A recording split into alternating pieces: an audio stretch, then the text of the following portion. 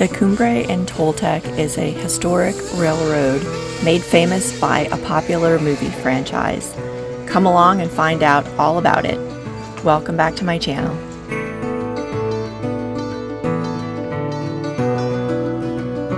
Reds, yellows, golds, and a famous train. This is what awaits you at the border of New Mexico and Colorado. Some years ago, we had relatives come to visit us in New Mexico and decided to take them on the Cumbres and Toltec Scenic Railroad. This was originally built in 1880 by the Denver and Rio Grande Western. This was the San Juan extension going through the mountains, very similar to the Denver and Rio Grande Southern that operated in the San Juans in southwestern Colorado. And these narrow gauge railroads surfaced a lot of the mining towns throughout those states. This line ran from Antonito, Colorado to Chama, New Mexico, and passed through 2 tunnels and over the Cumbre Pass, which is over 10,000 feet in elevation. The snowfall naturally at those elevations was really difficult, hence they purchased some of the rotary snowplows, which you can see, and the rail yards still today. The repeal of the Sherman Silver Purchase Act in 1893 had a devastating effects on silver mining, and thus a lot of the railroads that were servicing all those mining towns and moving raw materials. Unfortunately, it kind of bounced around.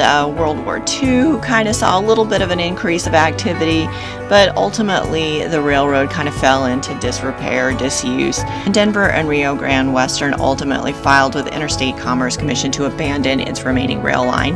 That was granted in 1969. While much of the line was dismantled after it was declared abandoned, in 1970 the states of both Colorado and New Mexico jointly purchased what remained of the track and the rail line itself and all of its line-side buildings, and the work of dedicated preservationists and civic interest groups actually turned it into the scenic railroad that it is now, which began operating for tourism in 1971. The scenic rides run from Memorial Day to mid-October, and when our relatives were in town, we took them. This was October, and actually the doubleheader at the beginning of the video shows the last train of the season basically hauling a lot of their rolling stock up to Colorado for storage for the winter.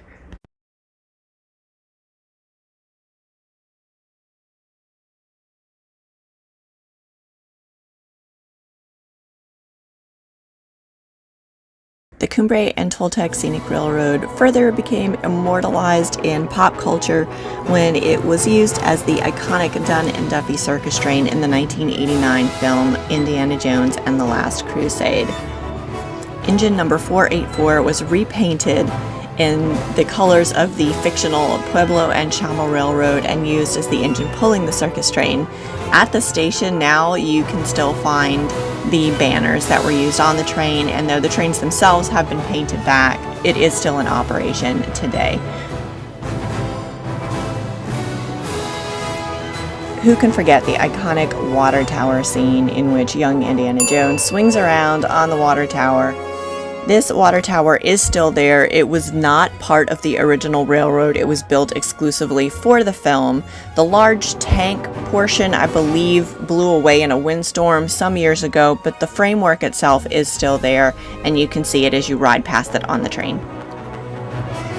To round out your experience, don't forget the home in which young Indy runs into. That's located in Antonito, Colorado, and is being operated as the Indiana Jones Bed and Breakfast. I will put links in the description. I'll also include links for the railroad. Being that I'm a huge enthusiast, I couldn't help but share this experience with you. Thank you so much for tuning in. Hit like and subscribe. Give me some feedback if you've ever ridden this railroad, and I'll see you on the next one.